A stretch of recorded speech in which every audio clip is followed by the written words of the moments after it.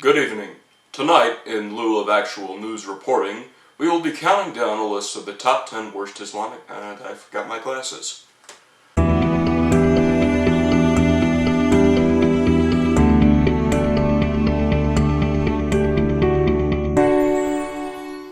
At our number 10 spot, we have the U.S. Embassy Annex bombing in Beirut, Lebanon. The Islamic group Hezbollah sent a van full of explosives to the newly opened facility, which did not have many of its security features operational at the time. The van detonated at 11:44 a.m. on September 20th, 1984, killing 24, including 2 Americans.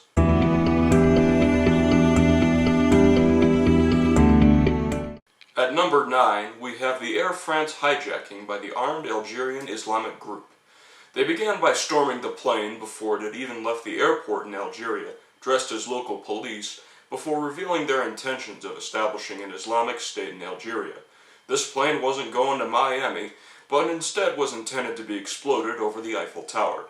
After killing 3 hostages and wounding 13 others, the terrorists landed the plane in Marseille, where it was raided by the French National Guard, and the hijackers were killed.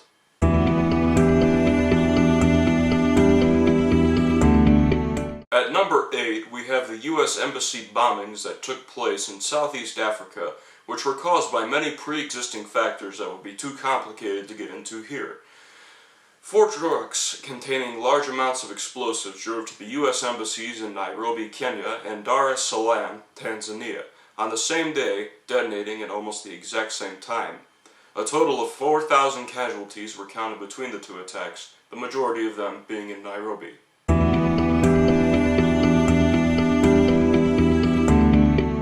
Our number 7 pick is the Al-Qaeda attack on the USS Cole while being refueled in a Yemeni port. The terrorists sailed a dinghy charged with C4 explosives up to the Burke-class destroyer, killing 17 men and injuring 37 others. The British Royal Navy showed up and took some of the most injured sailors to the French military hospital, with many other countries' navies rushing to provide aid for the Cole.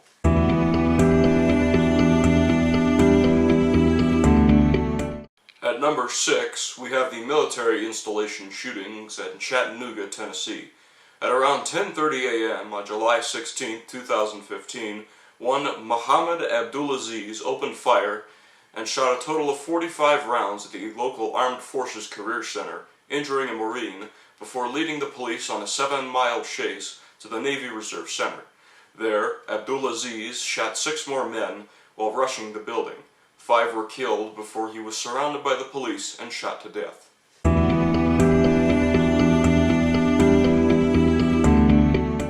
At number 5 is the San Bernardino shooting, where 2 radicalized men shot up a medical banquet at the Inland Regional Center. The whole ordeal lasted about 4 hours, leaving 14 dead and many others injured. It was the worst shooting on American soil since the Sandy Hook massacre of 2012. Both attackers were shot dead by police and were revealed to have been very into jihad and destroying the West.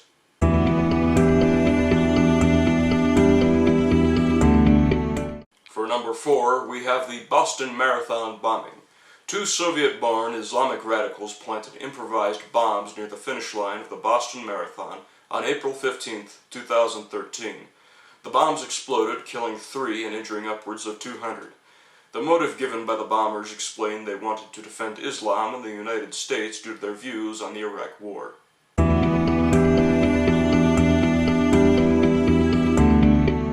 At our number 3 pick is the infamous Pulse Gay Bar shooting that took place in Orlando, Florida. Omar Mateen fired over 200 rounds into the packed crowd, killing 49 and wounding hundreds. His motives were stated as being revenge against America for airstrikes on the Middle East and his views on homosexuals as a whole, although he never pledged allegiance to any specific terrorist organization.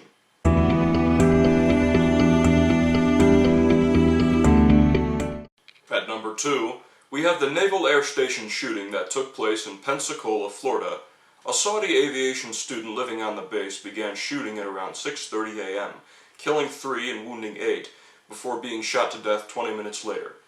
There was a Twitter account that posted before the shooting about hating America before they supported Israel, but it was never confirmed as being the shooter's Twitter account.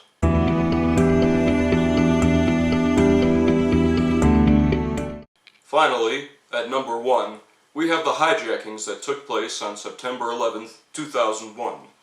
4 flights were hijacked, with the first 2, coming from Boston Logan Airport, crashing into the World Trade Center's north and south towers respectively.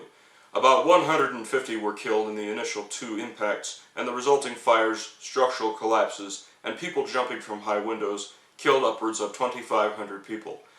The third hijacked flight, coming from Washington Dulles Airport, crashed into the wall of the Pentagon, the United States military headquarters, killing 53 people on board with 150 ground fatalities.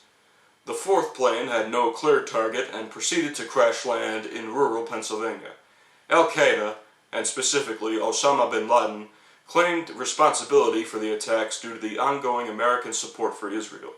This then resulted in the ongoing war in Iraq and the continuation of the long-lived war on terror. It's also the reason we go through heightened TSA security every time we fly nowadays, but it doesn't explain why some idiot is always holding up that line. It's happened every time I've been to an airport. Some jackass is arguing with the agent over an item in his bag, causing the rest of us to be late to our flights. It's like, come on!